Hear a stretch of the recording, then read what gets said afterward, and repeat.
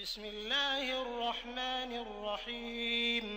রাসূল মোদের সিপাহ সালার, রাসূল মোদের সিপ কমান্ডার, জুলুম নির্যাতন যত অত্যাচার দূর করে দেব মোরা সকল অন্ধকার। এই ওয়াদা নিয়ে মোরা ময়দানেতে দৌড়বো মরণ দিনের পথে। আল কোরআনের ডাক এসেছে, চলে আয় সকলে মিলে। আয় রে নবীন, আয় রে প্রবীণ, ছুটে পতাকা তলে। يا أيها الذين آمنوا صلوا عليه وسلموا تسليما. اللهم صل على سيدنا ونبينا وشفيعنا وحبيبنا ومولانا محمد صلى الله تعالى عليه وعلى آله وأصحابه وبارك وسلم. بلغ العلا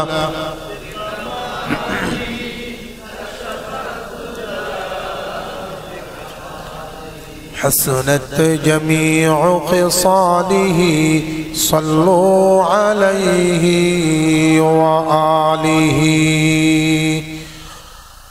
মহান আল্লাহ পাকের দরবারে অসংখ্য শুকরিয়া। আল্লাহ সুবহান মহিয়ান গরিয়ান সর্বশক্তিমান আল্লাহ পাক আমাদের সকলকে পবিত্র মাহে জুমাদিউল উলা এর ৩ নম্বর জুমাবার অত্র মসজিদে আসার এবং বসার তৌফিক দান করেছেন। সেই জন্য সকলে সুউচ্চ কণ্ঠে পড়ছি আলহামদুলিল্লাহ। কুরআনুল কারীমের সূরাতুল কলম এর ৪ নং আয়াতে কারিমা তিলাওয়াত করা হয়েছে।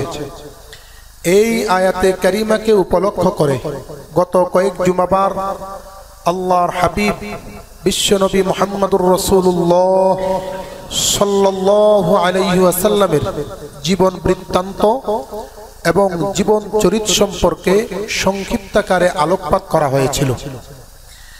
শুরুতেই বলা হয়েছিল এই আয়াতে কারিমাকে উপলক্ষ করে মুফাসসিরিনে কেরাম এবং মুহাদ্দিসিনে কেরাম চরিত্রকে ৪টি ভাগে ভাগ করেছেন।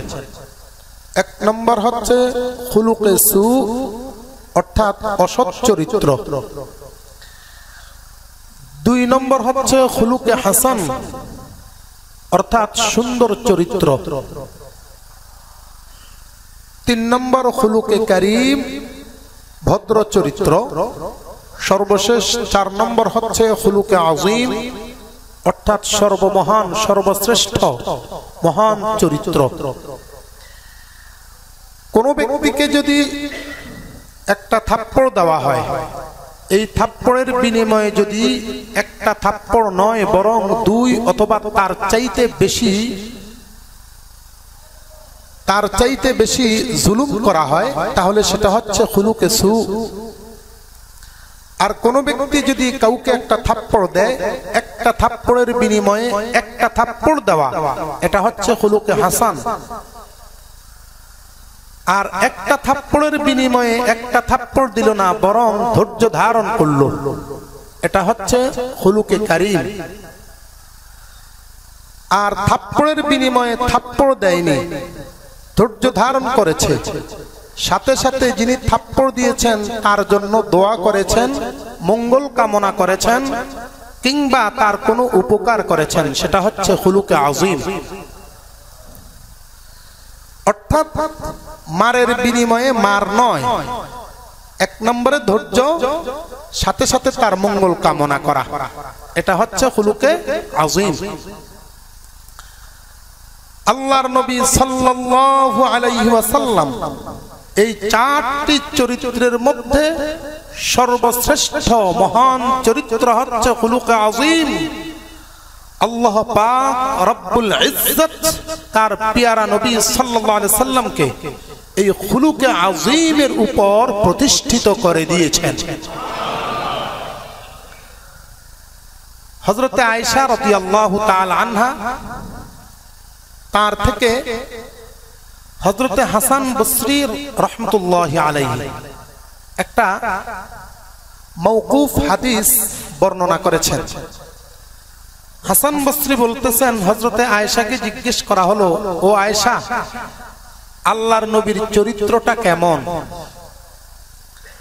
আয়েশা রাদিয়াল্লাহু তাআলা আনহা জবাবে বললেন, কেন, তোমরা কি কোরআন পড়ো নাই?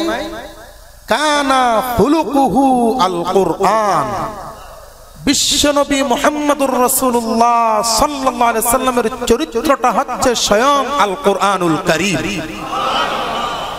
কোরআনুল কারীমের মধ্যে কোনো জুলুম আছে? কোরআনুল কারীমের মধ্যে কোনো অন্যায় আছে?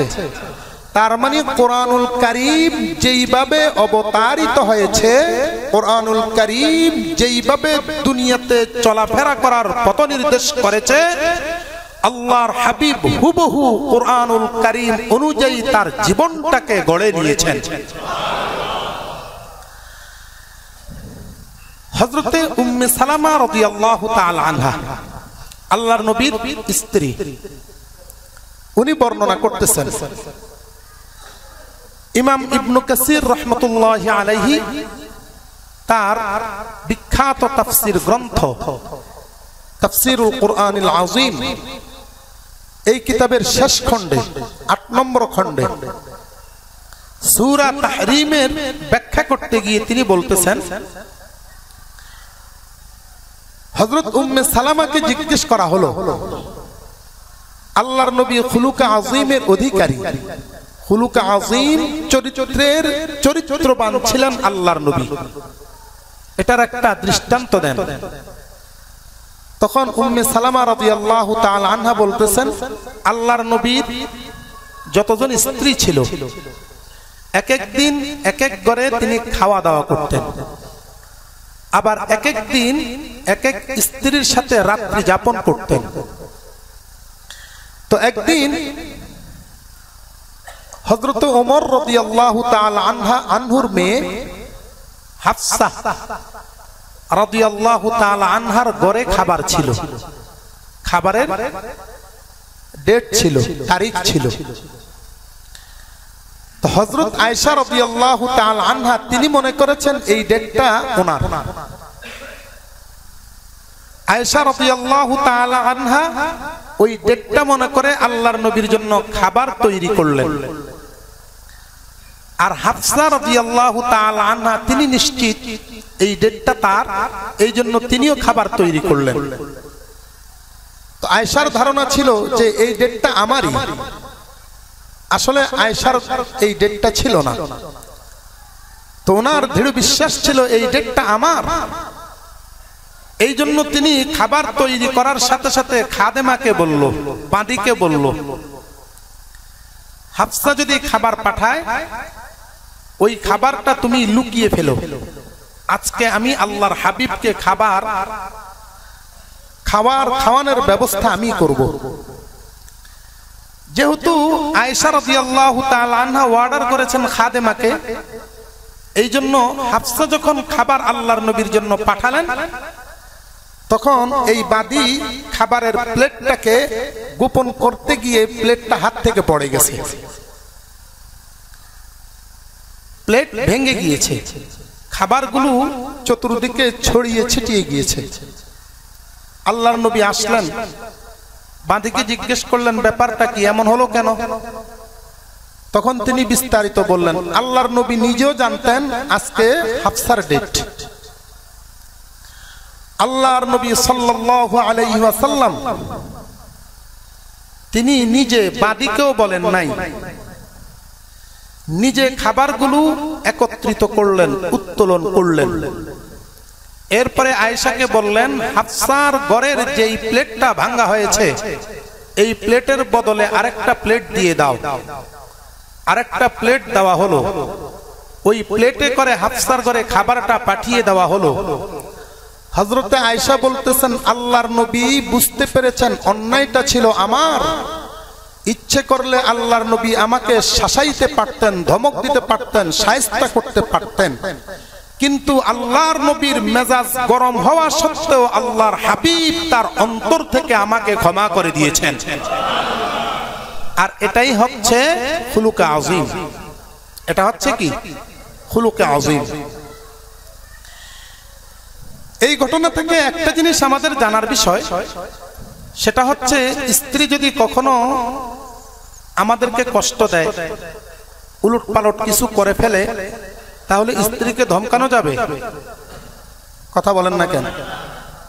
স্ত্রীকে ধমকানো যাবে, তবে তার আদবের জন্য তাকে কৌশলে বলতে হবে। আমাদের সমাজে এমনও মানুষ আছে যে স্ত্রীকে ধমক তো দেয়, আবার মারপিটও করে, আছে কি নাই? মনে রাখবেন, নবীরা কখনো স্ত্রীদেরকে মারতেন না। স্ত্রীদেরকে মারতো কেবলমাত্র ফেরাউন, আসিয়াকে মেরেছিল। তাহলে ফেরাউনের অভ্যাস স্ত্রীকে মারা, নবীদের অভ্যাস স্ত্রীকে মারা নয়। অতএব স্ত্রীকে মারা যাবে না, স্ত্রীকে কোনো মতেই কি মারা। আর তালাক দেওয়ার কোনো প্রশ্ন আসে? কথা বলেন না কেন? আমি প্রায় বলি, তালাক মারেন আপনারা, রাগের মাথায় 3 তালাক মারে, আবার বলে যে রাগের মাথায় তালাক দিলে তালাক হবে না। এরপর আমাদেরকে বিরক্ত করে। গত সপ্তাহ, গত জুমার দিন আমি এখনো পর্যন্ত স্টাডি করি নাই, অর্থাৎ জুমার আলোচনা করব, স্টাডি করতে পারি নাই। ঘন্টা আছে 1 ঘন্টা। 11টার দিকে আসছেন, হুজুর আমি তো তালাক দিয়ে দিয়েছি, সেই কেরানীগঞ্জ থেকে আসছে। আপনি তালাক দিলেন কেন? কয় হুজুর রাগের মাথায় দিছি, আমার তো তালাক দেওয়ার নিয়ত নাই। আমার দৃঢ় বিশ্বাস আমার বউ ছুটে না, এখনো আছে। তা আমি বলতেছি, বউ যেহেতু ছুটে নাই, আপনার বিশ্বাসটা আমার কাছে আসলেন কেন? এই জন্য বলছি, তালাক ইসলামের নীতি নয়। স্ত্রীকে যদি শাসাইতে হয় তাহলে সেই ব্যবস্থাও দিয়েছেন কে? আল্লাহ। স্ত্রীকে তালাক দিবেন, পরবর্তীতে নিজেই এটার জন্য অনেক ক্ষতিগ্রস্তের সম্মুখীন হতে হবে। তালাক দেওয়া যাবে না। তো বলতেছিলাম, স্ত্রীকে মারধর করা যাবে না। আল্লামা ইবনে কাসির রাহমাতুল্লাহি আলাইহি আল্লাহর নবীর খুলুক আযীমের উদাহরণ আরো অনেকগুলো দিয়েছেন। কিভাবে? আল বিদায়া ওয়ান নিহায়া নামক কিতাব 4 নম্বর খণ্ডের 300 পৃষ্ঠা এবং 301 নম্বর পৃষ্ঠা তিনি উদাহরণ দিচ্ছেন।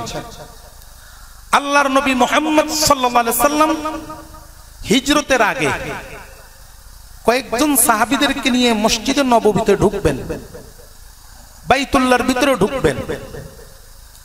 নিয়ত ছিল বাইতুল্লাহর ভিতরে নামাজ পড়বেন,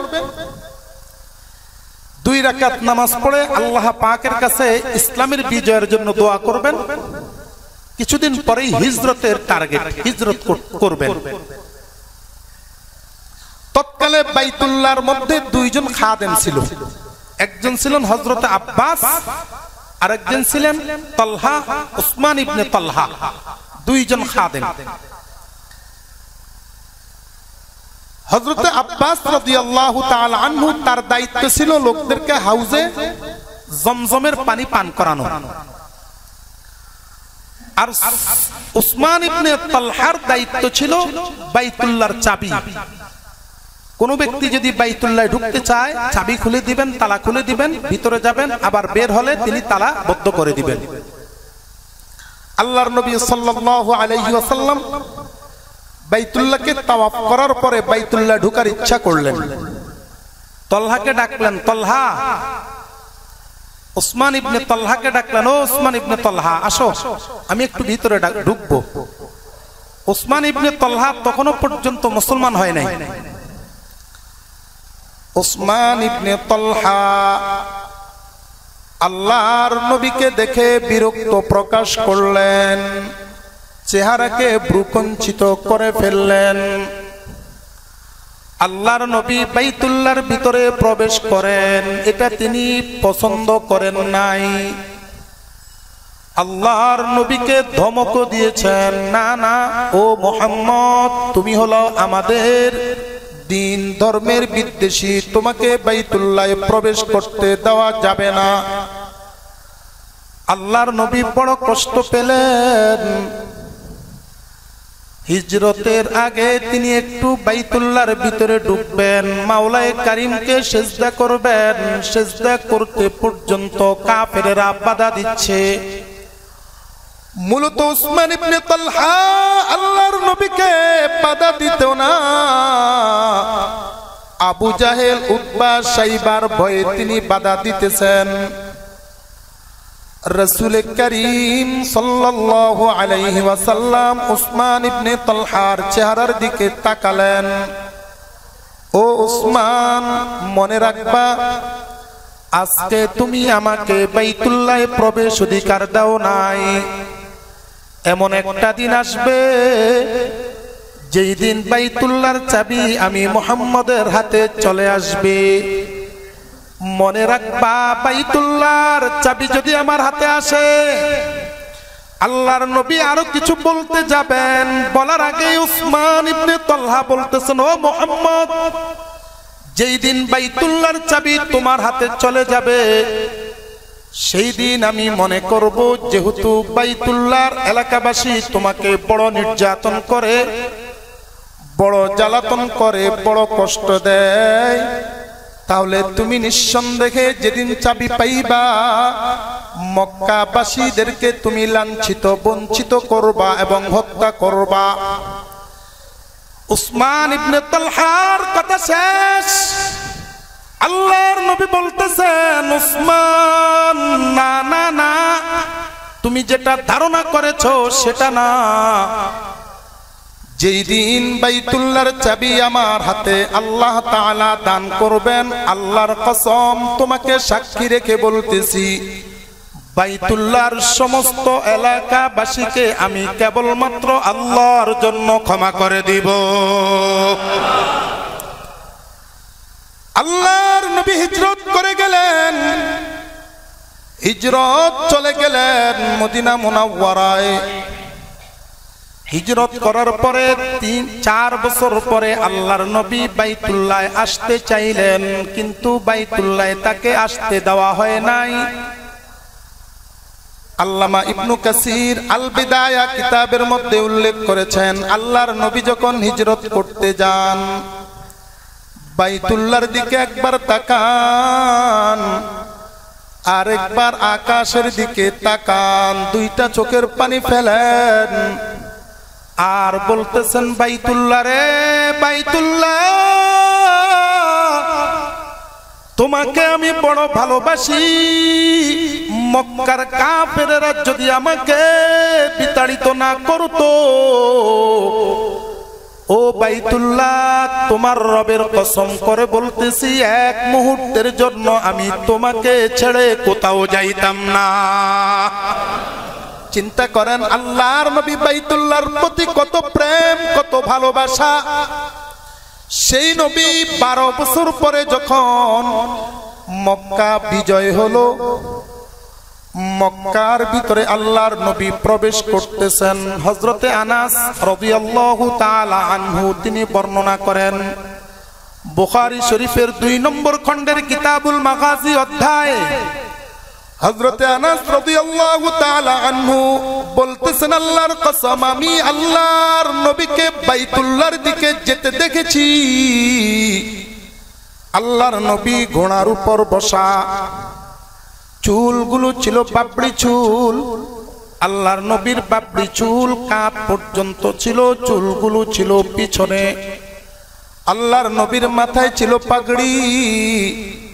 ও দুনিয়ার মানুষ, শুনে রাখো, আল্লাহর নবী যখন ঘোড়া দিয়ে বাইতুল্লাহর দিকে যাচ্ছিলেন, আল্লাহর নবী ঘোড়ার কারণে এইভাবে যখন উঠানামা করতেছিল, আমার কাছে মনে হচ্ছিল দুনিয়ার কোন বাদশা বাইতুল্লাহর দিকে যাচ্ছে।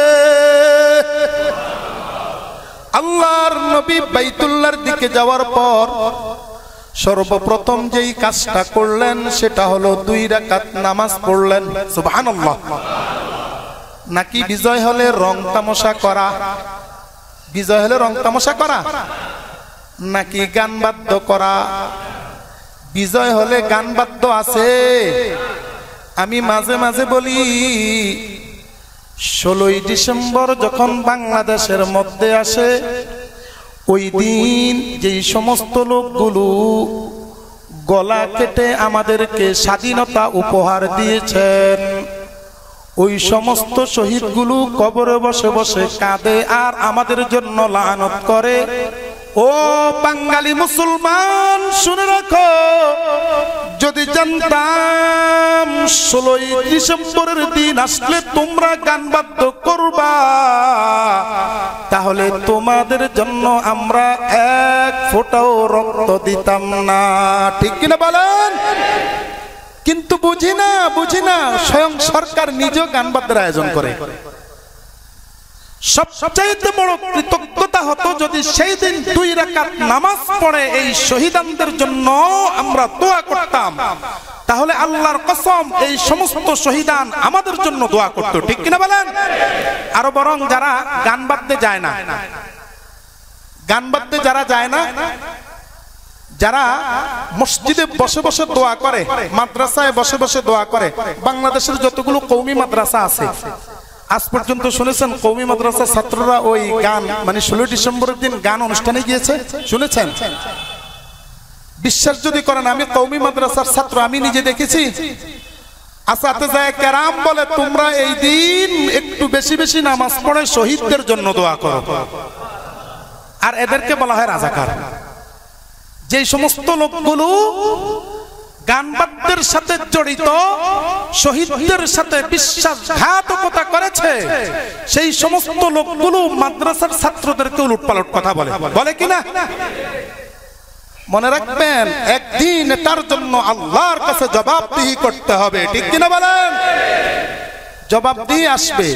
শহীদদের জন্য সবচাইতে হিতাকাঙ্ক্ষী হচ্ছে মাদ্রাসার ছাত্ররা, কারণ সেই দিন তারা নামাজ পড়ে, সেই দিন রোজা রাখে, সেই দিন নফল রোজা রেখে তাদের জন্য দোয়া করে।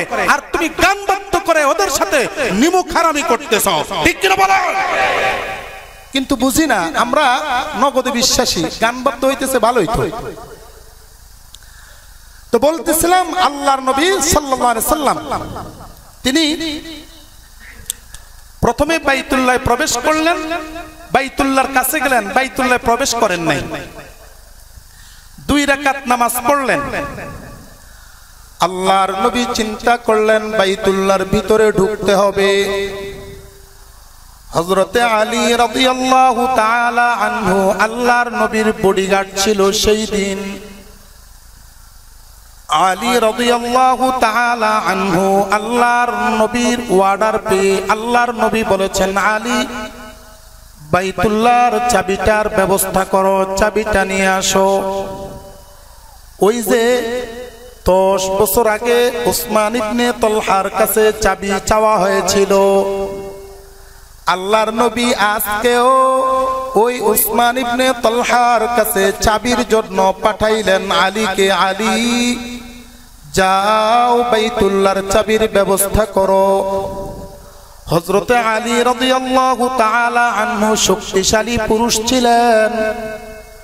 উসমান ইবনে তালহা থেকে অনুমতি নেন নাই, হাত থেকে জোরপূর্বক চাবিটা নিয়ে আসলেন, আল্লাহর নবীর হাতে দিয়ে দিলেন। উসমান ইবনে তালহা এখনো পর্যন্ত কালিমা গ্রহণ করেন নাই।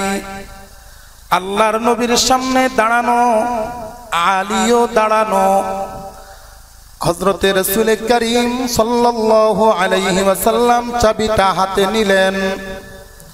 হযরত উসমান ইবনে তালহা বলতেছেন, যেই মুহূর্তে আল্লাহর নবীর হাতে চাবি, আমার 10 বছর আগের কথা মনে পড়ে গেল। সম্ভবত আজকে আমার থেকে প্রতিশোধ নেওয়া হবে, মুহাম্মদ আমাকে কতল করে ফেলবে, হত্যা করে ফেলবে।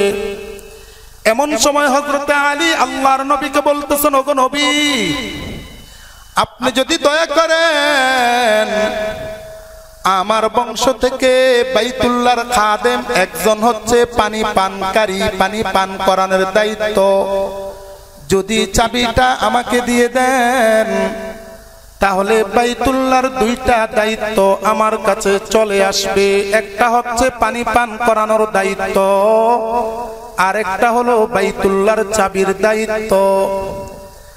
আমি আর আপনি যদি হতাম, আলী হলেন আল্লাহর নবীর জামাই, মেয়ের জামাই, আমি আর আপনি যদি হতাম তাহলে স্বজন প্রীতি করতাম, ঠিক কিনা বলেন? বড় স্বজন প্রীতি। বিচারক বিচার করতে গিয়ে নিজের আত্মীয় স্বজনের পক্ষে কথা বলে, কোনোদিনের জন্য নেই কথা বলে নাই। মনে রাখবেন, মুসলিম শরীফের হাদিস, হযরতে ইমাম নববী রাহমাতুল্লাহি আলাইহি রিয়াজুস সালিহিন নামক কিতাবের 118 নম্বর পৃষ্ঠার মধ্যে হাদিসটা এনেছেন। আল্লাহর নবী বলেছেন, 7 শ্রেণীর ব্যক্তিকে কাল কিয়ামত দিবসে আরশে আযীমের নিচে ছায়ার ব্যবস্থা করা হবে। 1 নম্বর ওই ব্যক্তি যেই বিচারক কোনোদিন স্বজন প্রীতি করে নাই, চেহারার দিকে তাকিয়ে তাকিয়ে বিচার করে নাই, বরং বিচার করার দরকার কার জন্য করেছে? আল্লাহর জন্য। যেই ব্যক্তি বিচার করেছে, স্বজন প্রীতি করে নাই, আল্লাহর নবী বলতেছেন কঠিন মুহূর্তে আল্লাহ রাব্বুল আলামিন কাল কিয়ামত দিবসে এই বিচারককে আরশে আযীমের নিচে ছায়ার ব্যবস্থা করে দিবেন। ইমামুল আদেল ন্যায় বিচারক 1 নম্বরে যিনি আরশে আযীমের নিচে ছায়া পাবেন তিনি হচ্ছেন ন্যায় বিচারক। এই দৃষ্টিকোণ থেকে যদি বিচার করা হয় তাহলে বুঝতে হবে আমার এবং আপনার নবী, বিশ্ব নবী মুহাম্মদুর রাসূলুল্লাহ সাল্লাল্লাহু আলাইহি ওয়াসাল্লাম হলেন তামাম দুনিয়ার মধ্যে সবচাইতে বড় ন্যায় বিচারক, ঠিক কিনা বলেন? আমার নবীর উপরে আর কেউ ন্যায় বিচারক হতে। আল্লাহর নবী সাল্লাল্লাহু আলাইহি ওয়াসাল্লাম তিনি তলহার দিকেও তাকালেন, উসমান ইবনে তলহার দিকেও, হযরতে আলী রাদিয়াল্লাহু তাআলা আনহুর দিকেও তাকালেন। কাউকে কিছু বলেন নাই। উসমান ইবনে তলহা বলতেছেন, চাবি পাওয়া পরের কথা, আমার নিজের জান নিয়ে টানাটানি, সম্ভবত মুহাম্মদ আমাকে খতম করে ফেলবে। আল্লাহর নবী চাবি খুলে, তালা খুলে প্রবেশ করলেন, আবার 2 রাকাত নামাজ পড়লেন, বের হয়ে গেলেন। বাইতুল্লাহর ভিতর থেকে বের হয়ে উসমান ইবনে তলহাকে ডাক দিলেন, ও উসমান ইবনে তলহা, তুমি মনে করেছো তোমার থেকে আমি প্রতিশোধ নেব? ওই দিন, যেই দিন তুমি আমাকে প্রবেশ করার অনুমতি দাও নাই, সেই দিন আমি ধৈর্য ধারণ করেছি। সেই দিন ছিল খুলুকে কারীম, ধৈর্য ধারণ করেছি। 10 বছর আগে আমি খুলুকে কারীম অবস্থান নিয়েছিলাম, ধৈর্য ধারণ করেছি, তোমাকে কিছু বলি নাই। আজকে আমার হাতে চাবিটা চলে আসছে, আজকে আমি গ্রহণ করব খুলুকে আযীম, মহান চরিত্রের অধিকারী আজকে আমি হয়ে যাব। নাও চাবিটা তুমি হাতে নিয়ে নাও।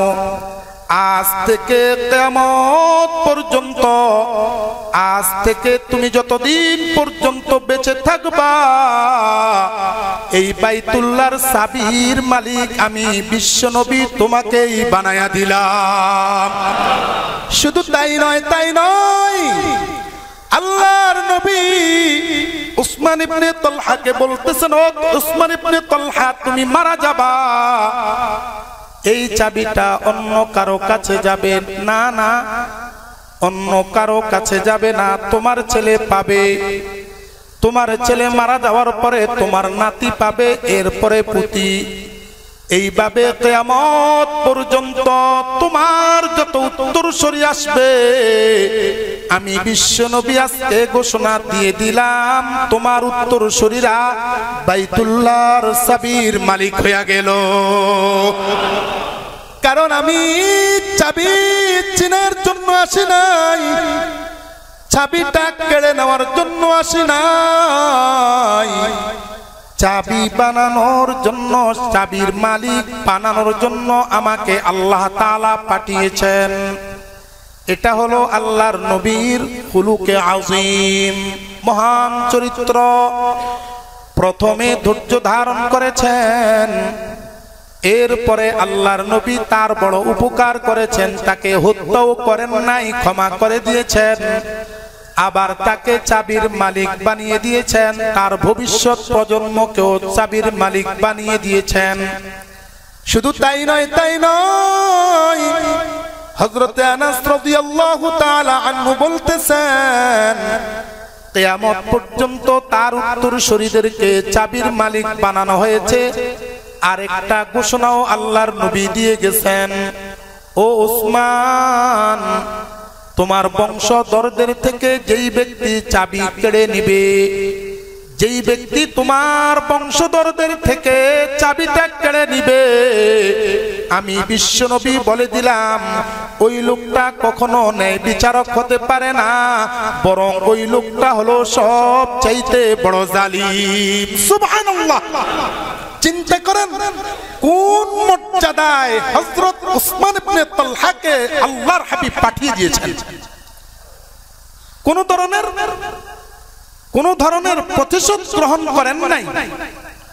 উসমান ইবনে তালহা চিন্তা করলেন, এটা আবার কেমন মানুষ, যেই জায়গায় আমাকে মারার কথা ছিল সেই জায়গায় মারে নাই, যেই জায়গায় চাবি না দেওয়ার কথা ছিল সেই জায়গায় চাবির মালিক বানিয়ে দিয়েছে, যেই জায়গায় আমাকে কেবল চাবির মালিক বানালে যথেষ্ট হতো সেই জায়গায় ভবিষ্যৎ প্রজন্মকে চাবির মালিক বানিয়ে দিল, যেই জায়গায় আমার ভবিষ্যৎ প্রজন্মকে চাবির মালিক বানিয়ে দিলেই যথেষ্ট হতো সেই জায়গায় চাবি যদি কেউ কেড়ে নেয় সে হবে সবচাইতে বড় জালিম ঘোষণা দিয়ে দিল। এই লোকটা তো সাধারণ মানুষ হতে পারে না, এই ধর্ম তো সাধারণ ধর্ম হতে পারে না। সঙ্গে সঙ্গে তিনি কালিমা পড়ে আল্লাহর নবীর হাতে বাইআত গ্রহণ করে কালিমাওয়ালা মুসলমান হয়ে গেল। ও ভাই, এটা হলো খুলুকে আযীমের অন্যতম একটা বৈশিষ্ট্য। যেই ব্যক্তি খুলুকে আযীমের চরিত্রের অধিকারী হতে পারে ওই লোকটার সমস্ত মানুষ তার বশ্যতা স্বীকার করবে। হুবহু আল্লাহর নবী সাল্লাল্লাহু আলাইহি ওয়াসাল্লাম মক্কাবাসীদের ক্ষেত্রেও খুলুকে আযীম প্রকাশ করেছেন। কিভাবে? হযরতে আব্বাস রাদিয়াল্লাহু তাআলা আনহু থেকে বর্ণিত আছে, তিনি বলতেছেন আল্লাহর নবী যেই দিন বাইতুল্লাহর ভিতরে আসলেন মক্কা বিজয়ের সময়, এমন সময় আবু সুফিয়ান যেই লোকটা ছিল কাট্টা কাফের, আল্লাহর নবীর বড় দুশমন ছিল। বদরের যুদ্ধের মধ্যে যেই সমস্ত কাফেরেরা অংশগ্রহণ করতে চায় নাই সেই সমস্ত কাফেরদেরকে বাধ্যতামূলক করে দিয়েছিল আবু সুফিয়ান, যদি তোমরা বদরের যুদ্ধে অংশগ্রহণ না করো তাহলে বুঝতে হবে তোমরা আমাদের ধর্ম ছেড়ে দিয়েছো, মুহাম্মদের পাল্লায় পড়ে গেছো। বাধ্যতামূলক কাফেরদেরকে বদরের যুদ্ধের মধ্যে অংশগ্রহণের অর্ডার দিয়েছিল। এত বড় কাট্টা কাফের আল্লাহর নবী যেই দিন মক্কা মুকাররমার মধ্যে প্রবেশ করলেন, আবু সুফিয়ান মনে মনে ভয় পাইতে লাগলো, নিঃসন্দেহে আজকে মুহাম্মদ আমাকে মেরে ফেলবে, কেটে ফেলবে। আবু সুফিয়ান হযরতে আব্বাস রাদিয়াল্লাহু তাআলা আনহুর মাধ্যমে আল্লাহর নবীর কাছে আসলেন, এসে বলতেছেন, ও মুহাম্মদ, তুমি নবী কিনা এখনো আমি 100 হতে পারি নাই। চিন্তা করেন, আল্লাহর নবী ইচ্ছে করলে তাকে হত্যা করতে পারে, এখনো পর্যন্ত আল্লাহর নবীর সামনে দাঁড়িয়ে বলতেছে তুমি নবী কিনা এখনো পর্যন্ত আমি 100% শিওর হতে পারি নাই। এই লোকটা একে তো বড় অপরাধী, এই কথা বলে আরো বড় অপরাধী হয়ে গেল কিনা। আল্লাহর নবী এই লোকটাকে কিছু বলেন নাই। একটু পরে আব্বাস রাদিয়াল্লাহু তাআলা আনহু তাকে বুঝালেন। বুঝানোর পরে আবু সুফিয়ান বলতেছেন, ও আব্বাস, তুমি যদি বলো, তুমি যদি ব্যবস্থা করো, তাহলে আমি মুহাম্মদের কাছে গিয়ে কালিমাওয়ালা মুসলমান হয়ে যাব। আব্বাস রাদিয়াল্লাহু তাআলা আনহু ব্যবস্থা করলেন, তিনি কালিমাওয়ালা মুসলমান হয়ে গেলেন। হযরত আবু সুফিয়ান মনে মনে ভাবলেন, যেহেতু এইমাত্র মুসলমান হলাম, মুসলমান হওয়ার আগে তিনি আল্লাহর নবীর কাছে কয়েকটা আরজ করলেন। 1 নাম্বার আরজ, ও মুহাম্মদ, তুমি তো ইচ্ছে করলে মক্কাবাসীদেরকে হত্যা করতে পারো, আবার ইচ্ছে করলে মক্কাবাসীদেরকে মক্কা এলাকা ছেড়ে বিতাড়িত করে দিতে পারো, দেশান্তরিত করে দিতে পারো, তুমি কি করবা? দেখেন আল্লাহর নবী সুন্দর একটা প্রস্তাব করলেন। আকুলু লাকুম কামা ক্বালা ইউসুফ আলাইহিস সালাতু ওয়াস সালাম লিইখওয়াতিহি লা তাসরিব লা তাসরিব লা তাসরিব আলাইকুমুল ইয়াউম ইয়াগফিরুল্লাহু লাকুম ওয়া হুয়া আরহামুর রাহিমিন। আল্লাহর নবী বলতেছেন, আবু সুফিয়ানকে বলতেছেন, ও আবু সুফিয়ান, তুমি বড় একটা আবদার করেছ। তুমি মনে মনে ভাবতেছো আমাকে মক্কা মুকাররমা থেকে বিতাড়িত করার কারণে তোমাদেরকেও মক্কা মুকাররমা থেকে বিতাড়িত করব।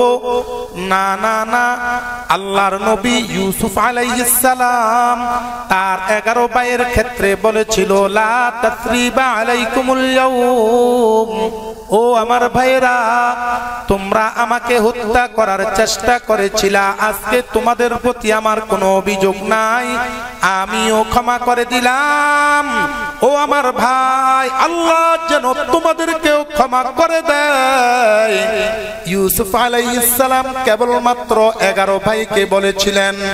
আল্লাহর নবী এই জায়গার মধ্যে এসে আবু সুফিয়ানকে বলতেছেন, ইউসুফ যদি তার 11 ভাইকে ক্ষমা করতে পারে, মক্কা মুকাররমার মধ্যে যত কাফের আছে, যতগুলো মানুষ আছে ঈমানওয়ালা নয়, ও আবু সুফিয়ান তুমি সাক্ষী থাকো, আমি আল্লাহ রাব্বুল আলামিনের জন্য সকলকে আমি ক্ষমা করে দিলাম।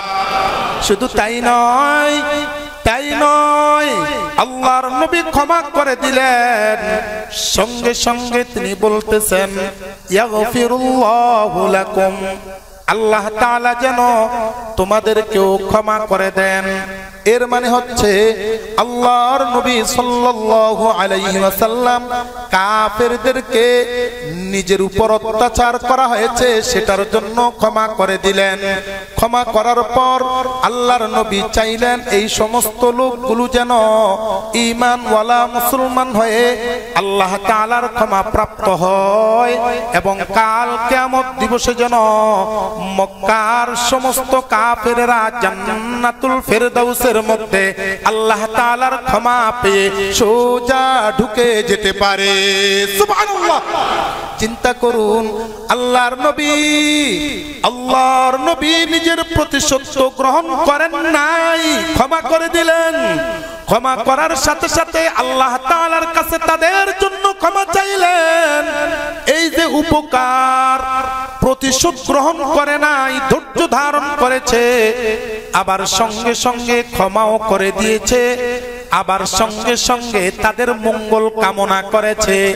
এটাকে বলা হয় খুলুকে আযীম। আল্লাহ তাআলা আল্লাহর নবীকে বলতেছেন, ও নবী, ইন্নাকা লাআলা খুলুকিন আযীম। ও নবী, দুনিয়ার মধ্যে সবচাইতে উত্তম চরিত্র যেটা, আমি আপনাকে বিশ্বনবী সাল্লাল্লাহু আলাইহি ওয়াসাল্লাম হিসেবেই কেবল পাঠাই নাই, দুনিয়ার মধ্যে সবচাইতে দামি চরিত্রটা আপনার জন্য আমি বরাদ্দ করে দিলাম। এটা ছিল আল্লাহর নবীর বিশেষ খুসুসিয়ত, বিশেষ বৈশিষ্ট্য। শুধু তাই নয়, আল্লামা ইদ্রিস কান্দলবি রহমতুল্লাহি আলাইহি সিরাতে মুস্তাফা নামক একটা কিতাব লিখেছেন উর্দু ভাষায়। ওই কিতাবের 3 নম্বর খণ্ডের 11 নম্বর পৃষ্ঠার মধ্যে তিনি উল্লেখ করেছেন, আল্লাহর নবী তায়েফের ময়দানে যখন কালিমার দাওয়াত দিতে গিয়েছিলেন, কালিমার দাওয়াত দেওয়ার ফলে তায়েফের লোকেরা আল্লাহর নবীকে ঘৃণার চোখে তাকাতে লাগলো। আল্লাহর নবী তাদের থেকে দাওয়াত দিয়ে ফেরত চলে আসতে চাইলেন। তায়েফের লোকেরা, নেতারা চিন্তা করলো, এই লোকটা যদি এখন চলে যায় তাহলে আবার ফেরত আসবে। এই জন্য দুষ্ট ছেলেদেরকে আল্লাহর নবীর পিছনে লাগায় দিল। আল্লাহর নবীকে পাথর মারা শুরু করলো। কেউ বা বলতে লাগলো পাগল, কেউ বা বলতে লাগলো ও বদমাইশ, কেউ বা আল্লাহর নবীকে বিভিন্ন ধরনের গালিগুলাজ ইত্যাদি বলা শুরু করে দিল। এমনকি একটা পর্যায়ে চলে আসছে, তায়েফের সবচাইতে বড় রোড যেটা ছিল, এই ছেলেগুলো 2টা রোডের 2 পাশে বসে গেল।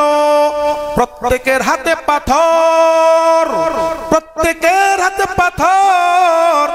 আল্লাহর নবী সাল্লাল্লাহু আলাইহি ওয়াসাল্লামকে রোডের মাঝখান দিয়ে ছেড়ে দিল। আল্লাহর নবী সাল্লাল্লাহু আলাইহি ওয়াসাল্লামের দিকে 2 দিক থেকে পাথর পড়তে লাগলো। পাথরে পাথরে আঘাত। আল্লাহর নবী শুয়ে পড়তেন। আল্লাহর নবীর চুলটা ছিল বাবড়ি চুল, একটু আগে বলেছিলাম। ওই বাবড়ি চুল ধরে কিছু সংখ্যক দুষ্ট ছেলে আল্লাহর নবীকে আবার টেনে হেঁচড়ে দাঁড় করায় দিত। আল্লাহর নবীকে আবার পাথর মারা শুরু করত। আবার আল্লাহর নবী পড়ে যেতেন, আবার আল্লাহর নবীকে দাঁড় করিয়ে দেওয়া হতো। এইভাবে পাথর মারতে মারতে এমন একটা সময় চলে আসলো, আল্লাহর নবী অজ্ঞান হয়ে গেলেন, বেহুশ হয়ে গেলেন। আল্লাহর নবীর জ্ঞান নাই। হযরতে যায়েদ রাদিয়াল্লাহু তাআলা আনহু আল্লাহর নবীর পালক পুত্র ছিলেন। তিনি বলতেছেন, আল্লাহর নবীর গায়ে যেন পাথর না পড়ে, এই জন্য আমি একবার ডান দিকে, আরেকবার বাম দিকে, আবার সামনে আবার পিছনে যেতাম। এক সময় আমি অজ্ঞান হয়ে গেছি। এরপরে আল্লাহর নবীর সাথে কি হয়েছে আমি জানি না। হযরতে যায়েদ ইবনে হারেসা বলতেছেন, আমার জ্ঞান ফেরার পরে আমি দেখতে পাইলাম আল্লাহর নবী একটা বাগানের মধ্যে বসে বসে শুধু কাঁদতেছেন। আমি আল্লাহর নবীকে গিয়ে বললাম, নবী গো, আপনার কি দরকার? আল্লাহর নবী বলতেছেন, যায়েদ রে, পানির ব্যবস্থা করো, আমি ওযু করব, আমার মাওলার জন্য আমি 2 রাকাত নামাজ পড়ব। আল্লাহর নবী সাল্লাল্লাহু আলাইহি ওয়াসাল্লাম তার জন্য ওযুর পানির ব্যবস্থা করা হলো। যায়েদ ইবনে হারেসা রাদিয়াল্লাহু তাআলা আনহু বলতেছেন, আল্লাহর নবী ওযু করা শেষ, এখন তিনি পা ধৌত করবেন।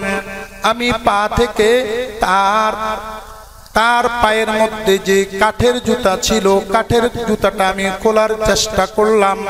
আমি দেখতে পাইলাম আল্লাহর নবীর শরীর থেকে রক্ত পড়ে পড়ে ওই যে কাঠের টুকরার সাথে রক্ত লেগে গেছে। রক্ত শুকানোর কারণে আল্লাহর নবীর পা মুবারক থেকে কাঠের খড়ম আর খোলা যায় না। আল্লাহর নবী সাল্লাল্লাহু আলাইহি ওয়াসাল্লাম অনেক কষ্টে আল্লাহর নবীর পা থেকে আমি খড়ম খুললাম। খড়ম খোলার পরে পা ধৌত করলেন, 2 রাকাত নামাজ পড়লেন। আল্লামা ইউসুফ কান্দলবি রহমতুল্লাহি আলাইহি হেকায়েতে সাহাবা আবার হায়াতুস সাহাবা 2টা কিতাবের মধ্যে উল্লেখ করেছেন, আল্লাহর নবী নামাজ পড়ে কি জানি মিনমিন করে আকাশের দিকে তাকাচ্ছেন আর বলতেছেন। হযরত যায়েদ চিন্তা করলেন আল্লাহর নবী কি বলতেছেন আমাকে শুনতে হবে, এই জন্য তিনি কাছে গেলেন। তিনি শুনতে পাইলেন আল্লাহর নবী কেবলমাত্র আল্লাহ তাআলার কাছে বলতেছেন, মাওলা রে আমি বড় অপরাধী, আমি বড় দুর্বল, যার কারণে ওদেরকে আমি বলতে পারি নাই, ওরা তোমাকে বুঝে নাই। ও আল্লাহ, ওরা যদিও আমাকে আঘাত করেছে, আমাকে মেরেছে, আমার কষ্ট নাই। আল্লাহুম্মা হদিহিম, আল্লাহুম্মা গফির লাহুম।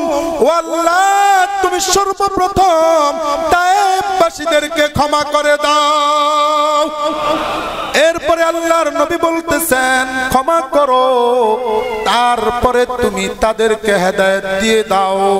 ও ভাই, হেকায়েতে সাহাবের মধ্যে আল্লাহর নবীর এই ঘটনার শেষে ইউসুফ কান্দলবি রহমতুল্লাহি আলাইহি তিনি উল্লেখ করেছেন, এমন সময় জিব্রাইল আলাইহিস সালাম এসেছেন, সঙ্গে হযরতে মিকাইল আলাইহিস সালাম এসেছেন। আরেক বর্ণনায় আছে মিকাইল আলাইহিস সালাম নয়, বরং পাহাড়ের জিম্মাদার যেই ফেরেশতার ছিল তিনি এসেছেন। আয়েশা বলতেছেন, ও রাসূল, আপনার কষ্টটা আল্লাহ তাআলা দেখেছেন, এই মুহূর্তে যা বলবেন কবুল করবেন কে? আল্লাহর নবী কবুল হওয়ার অর্ডার পাইলেন।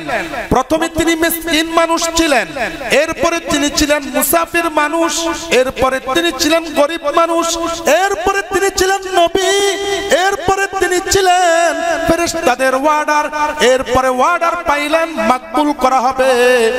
এত কিছু সত্ত্বেও আল্লাহর নবীকে বলা হলো, ও নবী অর্ডার করেন, পাহাড় চাপা দিয়ে দেব। আল্লাহর নবী ওই ফেরেশতাকে বলতেছেন, ফেরেশতা, আল্লাহ তাআলা তো মানুষদেরকে মারার জন্য আমাকে পাঠায় নাই, আমাকে পাঠাইছেন আল্লাহ তাআলা মানুষদেরকে জিন্দা রেখে জান্নাত পর্যন্ত পৌঁছানোর জন্য। চিন্তা করুন, আল্লাহর নবী এত কষ্ট পাইলেন, দোয়া মাকবুল হওয়ার জন্য পর্যন্ত অনুমতি পাইলেন। যে মুহূর্তে যা বলা হতো আল্লাহ তাআলা তৎক্ষণাৎ তা কবুল করতেন। এত সত্ত্বেও আল্লাহর নবী তাদেরকে ধ্বংস করেন নাই, তাদেরকে বদদোয়া করেন নাই, তাদেরকে কোনো ধরনের ক্ষতিও করেন নাই, ক্ষমা করে দিয়েছেন। এরপরে তাদের জন্য হেদায়েত কামনা করেছেন। এরপরে আল্লাহ তাআলা যেন তাদেরকে ক্ষমা করে দেন সেই দোয়া করেছেন। ইদ্রিস কান্দলবি রহমতুল্লাহি আলাইহি বলতেছেন, উম্মতেরা শুনে রাখো, এটা হলো খুলুকে আযীম। এই চরিত্রের অধিকারী কেবলমাত্র আমার এবং আপনার নবী বিশ্ব নবী মুহাম্মদুর রাসূলুল্লাহ। সুবহানাল্লাহ। তাহলে এমন নবী পেয়ে খুশি না বেজার? একটু মহব্বতে বলবেন, খুশি না বেজার? যদি আমি বলি এমন নবী পেয়ে আপনারা খুশি, তাহলে আল্লাহর নবীর সুন্নতকে ধরতে রাজি আছেন নাকি? আল্লাহর নবীর যতগুলো সুন্নত আছে জীবনের মধ্যে ফিটিং করতে রাজি আছেন? যদি রাজি থাকেন আল্লাহ তাআলাকে একটু দেখায় দেন, আল্লাহু আকবার। ও আল্লাহ, তোমার হাবিবের সুন্নতগুলো পালন করার তৌফিক দাও। আর একটু জোরে বলেন আমিন, আরো মহব্বতে বলেন আমিন। আল্লাহু আল্লাহ, আল্লাহু আল্লাহ, আল্লাহু আল্লাহ, আল্লাহ আল্লাহ।